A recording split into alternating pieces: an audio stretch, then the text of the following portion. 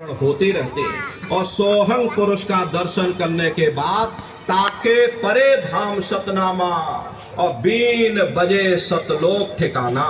सोहंग देश के ऊपर वो आखिरी पांचवा देश आता जिसे महात्माओं ने सचखंड देश कहा। वो सचखंड देश अजर अमर अविनाशी सदा एक रस रहने वाला देश है। वहाँ न काल है, न कर्म है, न दुख है, न संताप है, न पुण्य है, न पाप है। जो जीवात्माएं वहां पर पहुंच जाती हमेशा के लिए जन्म मरण के बंधनों से आजाद हो जाती। वहाँ के जो मालिक हैं वो सत्पुरुष भगवान हैं जिनके रोम रोम में खरबों खरब सूरज चांद सितारे प्रकाशवान। वही हमारे आपके सच्चे मालिक हैं, वही हमारे आपके सच्चे पिता हैं। हमको आपको वहीं से नीचे उतारा गया और फिर शब्द को पकड़ करके शब्द शब्द पौड़ी पर चढ़कर पहुंचो सचखंड सतनाम। तो शब्द कब पकड़ में आएगा? जब आप लोग भजन करोगे। और भजन कैसे किया जाएगा जरा अच्छी तरह से समझ लो। ये आंख और कान को बंद करिएगा लेकिन मन को रोकिएगा। ऐसे समय पर तुम्हारा ये मन जरूर भागेगा।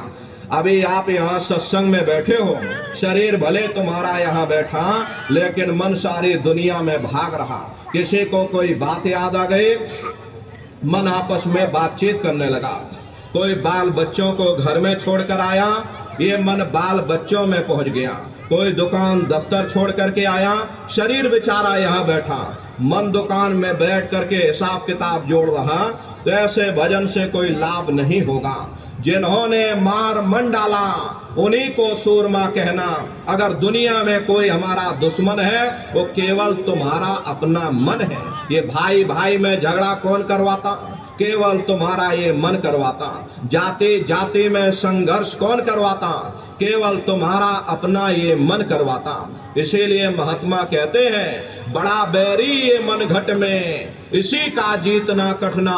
अगर दुनिया में कोई हमारा दुश्मन है वो केवल तुम्हारा अपना मन है। ये मन रूपी रावण कब मरेगा? जब 9 द्वारों पर फतेह हासिल करके तुम यहाँ 10वें द्वार पर चढ़ जाओगे तब सही मायने में दशहरा मनाई जाएगी। अरे बाहर के दशहरा नहीं है जो लकड़ी का रावण बना देते हो और फूंक फांक करके घर चले आते हैं। कहते भाई हमने रावण बना दिया। अरे महात्माओं ने कहा था तुम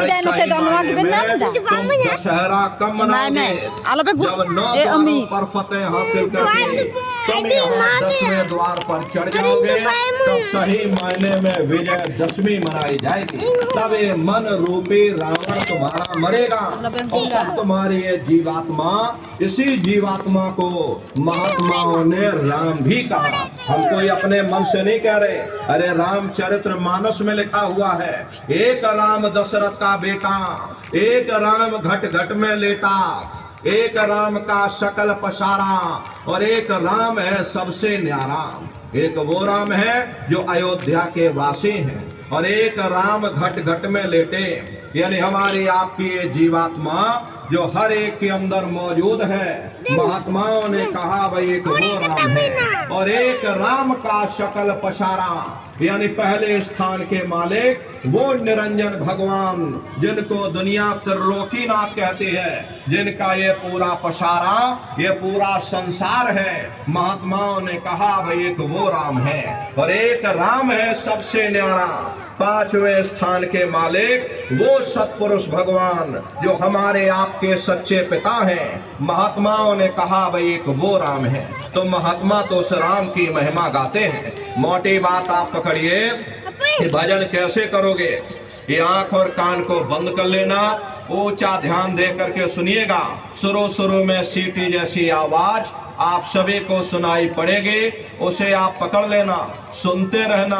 कुछ समय बाद में दोबारा आपको अनुभव होगा कि कहीं बड़ी दूर से एक महीन आवाज, घंटे और शंख की आवाज हमारे कानों में बज रही।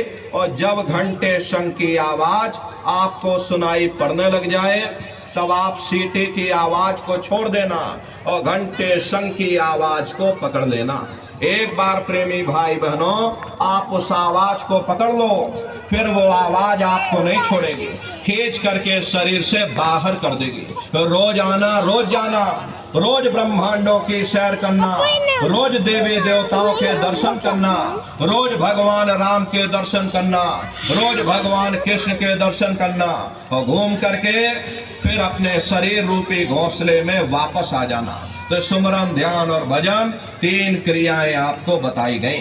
रास्ता सच्चा है, आप करोगे आपको अनुभव होगा, लेकिन नित्य नियम से करिएगा, नागा नहीं होना चाहिए। अरे आप शरीर को भोजन देते हो, सुबह दोपहर शाम रात खाते हो, लेकिन कभी आपने ये विचार नहीं किया ये जीवात्मा जो जन्म जन्मांतरों से बेचारे भूखी प्यासी बैठी है और जिसकी शक्ति से तुम्हारा ये मिट्टी का शरीर चल रहा, तो कभी अपनी जीवात्मा को तुमने भोजन नहीं दिया।